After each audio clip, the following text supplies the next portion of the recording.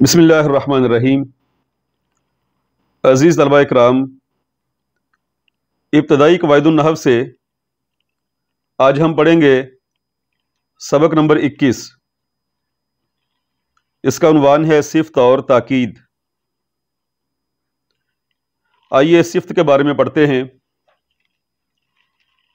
صفت وہ تابع جو مطبوع کی ذات یا اس کے متعلق کا وصف بیان کرے، یعنی اس کی اچھی یا بری صفت بتائے۔ صفت کو نعت بھی کہتے ہیں، اور جس کی اچھی یا بری صفت بیان کی جائے اسے موصوف یا اسے منعوت کہتے ہیں۔ جیسے مثال ہے جاء الرجل العالم، عالم مرد آیا۔ جاء الرجل العالم ابوہ، آیا وہ مرد جس کا باپ عالم ہے۔ پہلی مثال میں العالم الرجل کا وصف بتلاتا ہے، اور دوسری میں اس کے متعلق ابو کا، مگر ترکیب میں دونوں جگہ الرجل جو ہے اسی کی صفت کہلائے گا۔ الرجل موصوف ہے اور العالم صفت ہے۔ الرجل موصوف مرفوع ہے، اس لیے العالم یہ بھی صفت مرفوع ہے۔ تو صفت وہ تابع ہے جو مطبوع کی ذات یا اس کے متعلق کا وصف بیان کرے۔ وصف کہتے ہیں صفت کو، اور صفت کا دوسرا نام ہے نعت۔ صفت اچھی بھی ہو سکتی ہے اور بری بھی۔ کسی کی برائی بیان کی جائے وہ بھی صفت ہے، اور اچھائی بیان کی جائے وہ بھی صفت ہے۔ جیسے یہاں مثال دی ہے جاء الرجل العالم، آیا ایک عالم آدمی۔ آدمی الرجل یہ موصوف ہے، اور العالم اس کی صفت ہے۔ تو یہاں الرجل اس کو ہم کہتے ہیں مطبوع، اور عالم وہ تابع ہے۔ تو العالم یہ الرجل کی صفت بیان کر رہا ہے کہ الرجل جو ہے وہ عالم ہے۔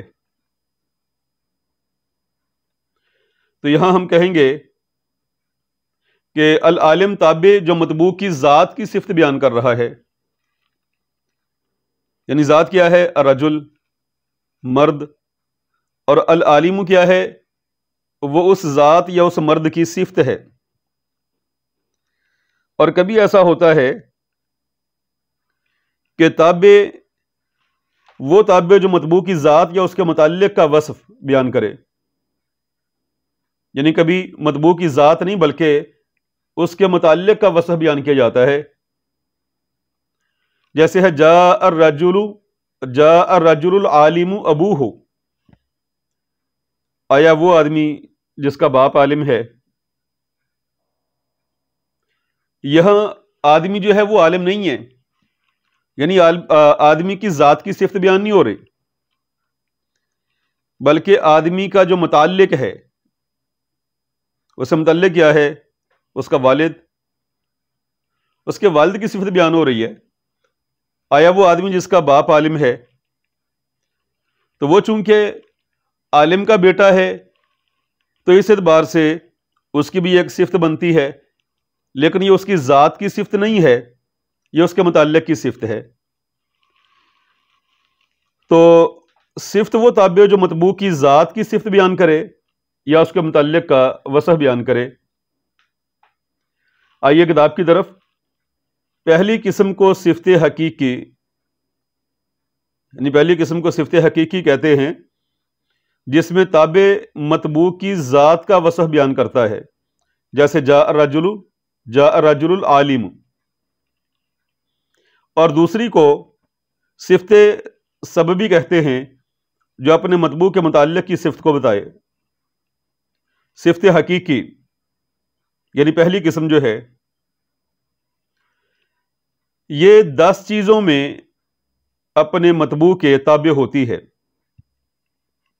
وہ 10 چیزیں کون سی ہیں کہ صفت حقیقی اعراب میں آ جاتا ہے ضمہ فتح اور کسرہ، اور تذکیر و تانیث یعنی مذکر اور مؤنث ہونے میں، یعنی کہ 3 اعراب اور مذکر اور مؤنث 5 ہو گئے، تعریف و تنکیر یعنی معرفہ اور نکرہ ہونے میں 5 اور 2 ہو گئے 7، اور افراد تثنیہ اور جمع یعنی مفرد تثنیہ اور جمع ہونے میں۔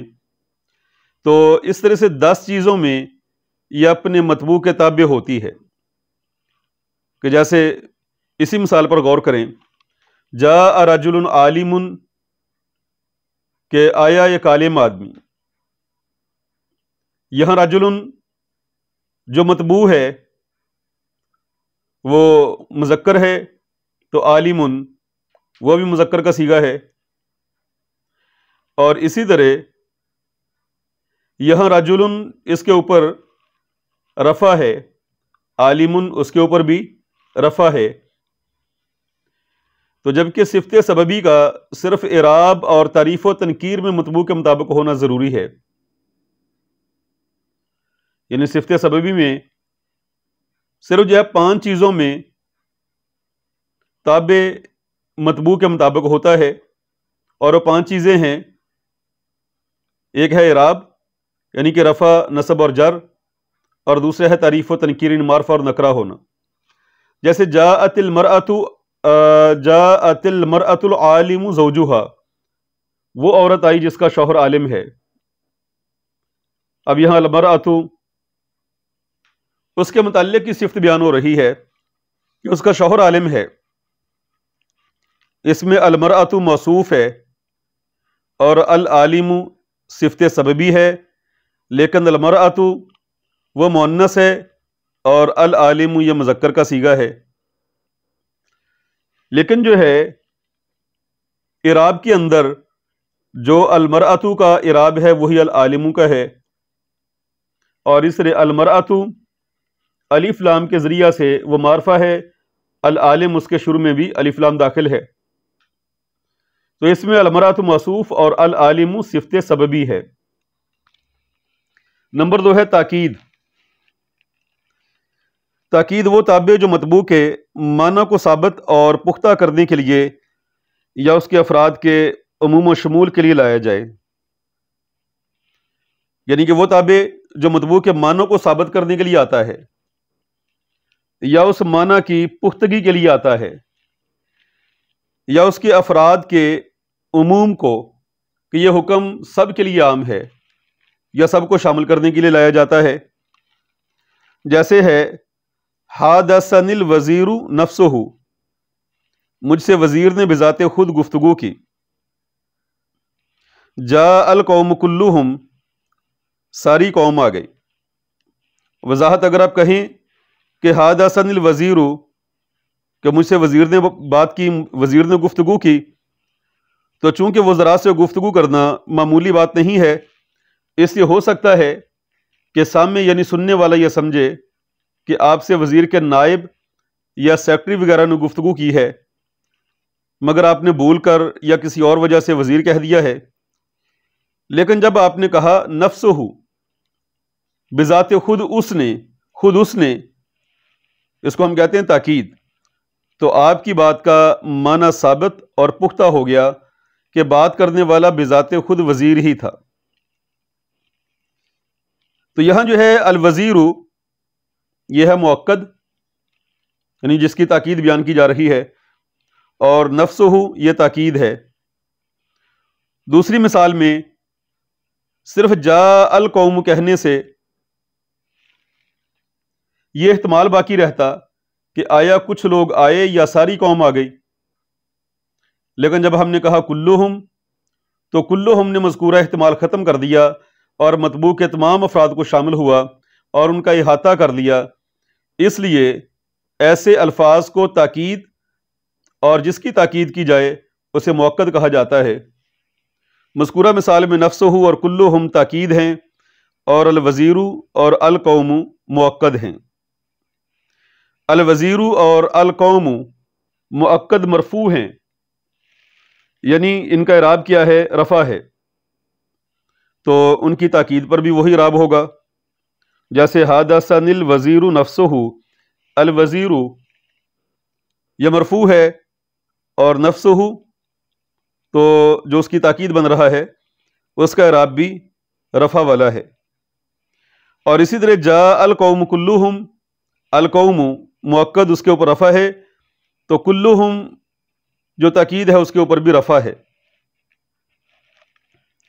تاکید کی اقسام، یہ سبق چونکہ تھوڑا سا طویل ہے اس لیے یہاں سے ہم انشاءاللہ کل کے سبق میں پڑھیں گے۔